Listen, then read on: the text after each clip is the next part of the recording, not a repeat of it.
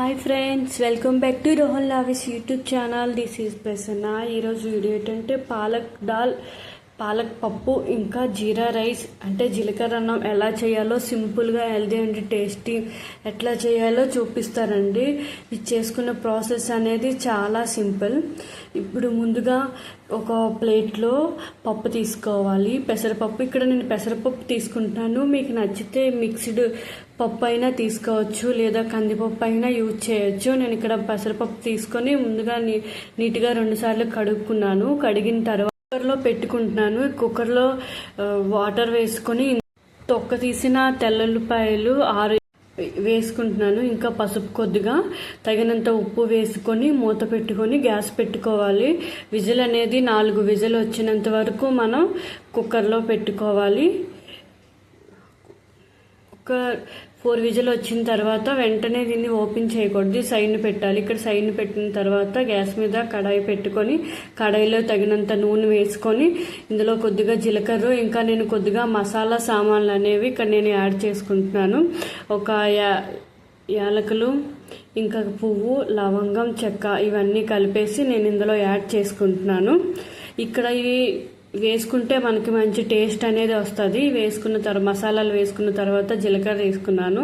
జీలకర్ర వేసిన తర్వాత తగినంత ఉల్లిపాయ ముక్కలు అనేవి చిన్నగా కట్ చేసుకొని వేసుకుంటున్నాను. ఉల్లిపాయ ముక్కలు వేసిన తర్వాత ఎండుమిరపకాయలు అనేవి 3 ఎండుమిరపకాయలు వేసుకుంటున్నానండి. ఇక్కడ మన కారం తగినట్టుగా ఇక్కడ ఎండుమిరపకాయలను వేసుకోవచ్చు. నేనైతే ఇక్కడ 3 ఎండుమిరపకాయలను వేసుకున్నాను. బాగా రెడ్ గోల్డ్ కలర్ వచ్చినంత వేగిన తర్వాత అల్లం వెల్లుల్లి పేస్ట్, ఇంకా కొద్దిగా కట్ చేసుకున్న చిన్నగా 2 టమాటా పండు వేసుకుంటున్నాను. టమాటా పండు అనేది బాగా వేగిన తర్వాత ఇందాక నేను పాలక్ అనేది నీట్గా కడిగి చిన్నగా చాప్ చేసుకున్న పాలక్ అనేది వేసుకున్నాను. పాలక్ వేసి కొద్దిగా సాల్ట్ వేసి ఒక 5 నిమిషాలు మూత పెట్టి కుక్ చేసుకున్నాను. బాగా దగ్గర పడినంత వరకు బాగా వేగనివ్వాలి. దగ్గరగా వేగిన తర్వాత ఒకసారి చెక్ చేసుకొని ఇందులో దగ్గరికి వచ్చేటంత వరకు చూసుకోవాలి. తర్వాత సైడ్న కొద్దిగా వాటర్ పెట్టుకోవాలి. వాటర్ కొద్దిగా వేడెక్కాలి. వేడెక్కిన వాటర్ని సైడ్ ఉంచాలి. ఇంకా తర్వాత ఫస్ట్లో మనం కుక్కర్లో పెట్టుకున్న పప్పు బాగా చల్లగైన తర్వాత మూత తీసుకోవాలి. ఇప్పుడు ఇందులో పాలకులో నేను కారం, పసుపు, ధనియాల పొడి, జీలకర్ర పొడి వేసుకుంటున్నానండి. బాగా వేగిన తర్వాత ఇందులో నేను ముందుగా కుక్కర్లో ఉంచిన పప్పు మొత్తం ఇందులో వేసుకొని బాగా కలుపుకుంటున్నాను. బాగా కలిపితేనే ఉండలు కట్టకుండా ఉంటుంది. తర్వాత నేను ముందుగా వేడిగా పెట్టుకున్నాను కదా, వేడి నీళ్ళు మాత్రమే ఇందులో వేసుకోవాలి, చల్లని నీళ్ళు వేయకూడదు. వేడి నీళ్ళు వేయడం వల్లే ఆ టేస్ట్ అనేది ఉంటుంది, లేకపోతే చల్లని నీళ్ళు వేస్తే టేస్ట్ అనేది ఉండదు. సో ఇట్లా దగ్గరికి అయినంత వరకు బాగా వేగనివ్వాలి.